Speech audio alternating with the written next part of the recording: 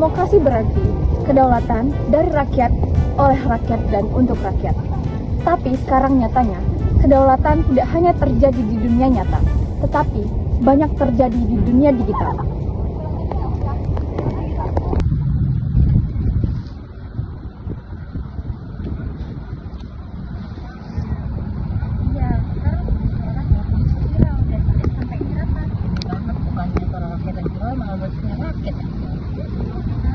Yang penting tuh rame, kalau udah rame pasti didengar. Itu nggak sih masalahnya di digital demokrasi itu jadi rawan salah paham, terus apalagi kalau nggak pakai etika. Setuju ya? Mana ya? Aneh banget. Kemarin tuh aku baca-baca komentar ya buat teman kampus. Pokoknya ada yang nggak suka sama kebijakan baru. Dia dihujat sama netizen lain. Ya wajar lah Bella, namanya juga dunia maya nggak sih? Orang bebas mau ngomong apa aja, itu juga demokrasi kan? Tapi kan bebas juga harus ada batasnya nggak sih? Kalau cuma ngomong doang, asal ngomong nggak ada isinya, boleh apa? Merusak suasana ada? Enggak sih.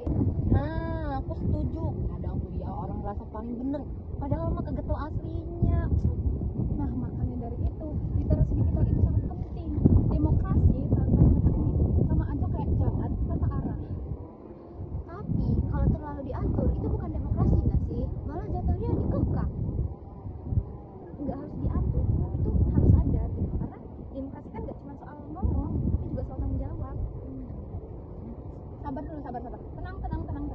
Daripada kita ribut-ribut di sini, berdiri kayak gini, mending kita duduk di sana aja. Gimana? Boleh. Ayo.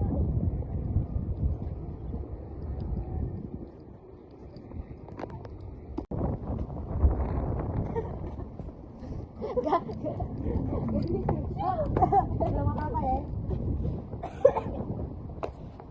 Jadi gimana lihat tadi? Lanjut. Oke, lanjut ya. Sebenarnya sih kalau itu sanksi atas kebebasan pemerintah, platform atau kita sendiri. Dari aku sih menurutku kita sendiri ya.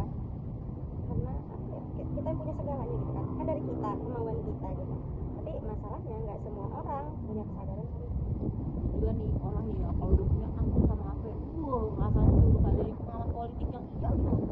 Bener. Masalahnya tuh bukan punya akun atau enggak, tapi gimana cara kita pakai kebebasan kita itu.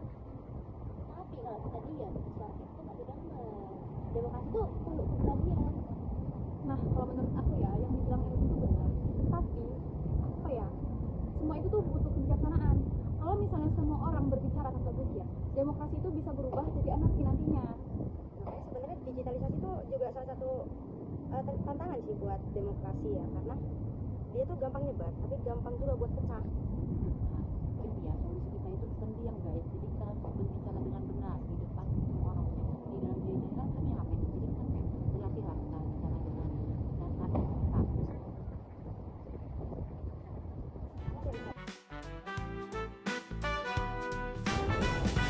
Nah, aku mau ngasih tahu nih teman-teman. Menurut teman-teman, apa ya? Menurutku ya, kita itu hidup di zaman satu aja, tapi satu dengan yang menurut kita itu biasa, itu bisa mempengaruhi buat orang. Dan menurut aku itu suatu kekuatan yang luar biasa banget deh gitu. Kekuatan yang besar juga harus diimbangi tanggung jawab yang besar. Iya deh, mulai sekarang aku mau hati-hati kalau misalnya sharing-sharing di sosial media. Yang penting kita jangan lupa kalau demokrasi itu bukan tentang siapa yang paling banyak followersnya, tapi siapa yang paling bijak. Betul sekali, demokrasi digital itu bukan cuma tentang suara, tapi juga nilai yang terkandung di dalam.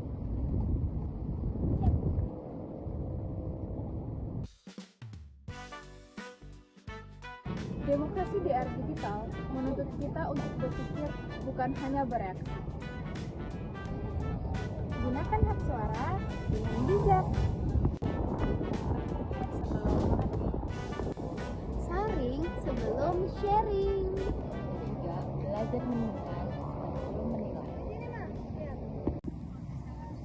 Karena demokrasi tidak hanya berada di tangan rakyat, tapi juga berada di jempol rakyat. Dadah!